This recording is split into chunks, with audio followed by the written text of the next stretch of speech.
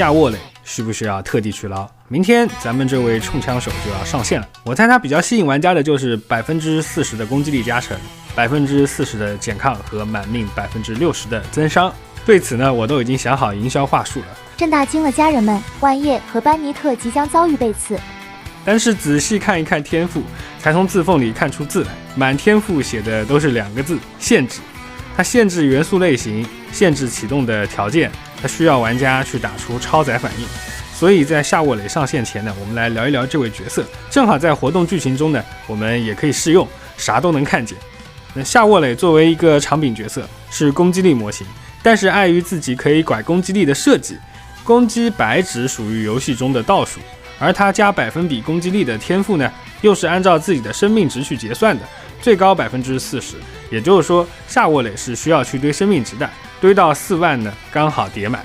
那这就是第一重限制，攻击力和生命值两难全。但是只要愿意做出选择，一把黑鹰枪60级突破，他就可以为队伍做出贡献了。这么看来呢，夏沃磊的培养成本并不算高。然后夏沃磊的2个重要天赋触发的条件都是超载。且减火雷双抗的这个天赋，它是限定队伍里只能有火和雷，等于就是一个火逆路嘛。那么在组队中，有火有雷，在历史上搜索各种有名有姓的队伍，我记忆中呢只有烟花武装和须弥的彩虹队。由此呢，我们可以发现，在历史中，火雷超载是一个非常冷门的玩法。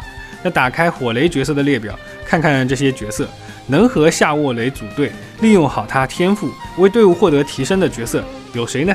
我思来想去，一定要说有正提升的，可能是林尼吧。踢掉班尼特之后，解放林尼的活动范围，以及为他提供持续的回血，更好触发圣遗物的效果。那么这就是夏沃磊的第2重限制。虽然增益效果给得很猛，但队友的选择限制了整个队伍的进一步发挥。所以看起来夏沃磊更像是为了以后角色去设计的一个辅助。那么至于满命非常实用的增伤，就是对于玩家的脸、口袋、耐心的3重考验了。4星角色满命呢，还是比较看缘分的。如果不是刻意抽，什么时候满命真的不好说。而且还有一点，就是如果只需求夏沃磊的这个命座，其他2个天赋都放弃，那么对于这个队伍的其他3个角色肯定是有要求的，就是这3个角色应该就构成了这个队伍的核心输出逻辑了。所以我觉得这就是第3重的限制。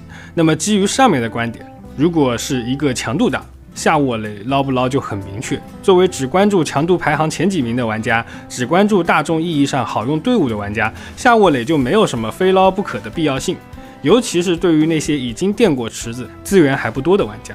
但是呢，我不是强度党，我都不知道夏沃磊这么有意思的角色有什么不抽的理由。作为一个林尼上线就在玩林尼超载队的玩家，我当时就提出了踢掉班尼特解放林尼的猜想，现在这个答案就在面前，我怎么可能不抽呢？抛开这个不论，这种功能性的角色一定会创造出更多有乐子的配对。我2年前的如雷胡桃这个回旋镖也飞回来了。对我而言，如果这么有趣的角色不抽，那玩游戏真的没什么乐趣。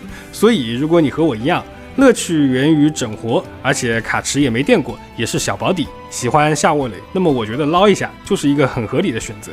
咱们非强度党就是这么的放飞自我，而且我还会选择去萧公的池子里捞一捞。好的，那么这期关于夏沃磊的一个前瞻呢，就到这里。我是提瓦特地理，等捞到手咱们再见吧。不，你冷静，你听我说，我真的没有把我所有的原石拿去抽纳维亚呀。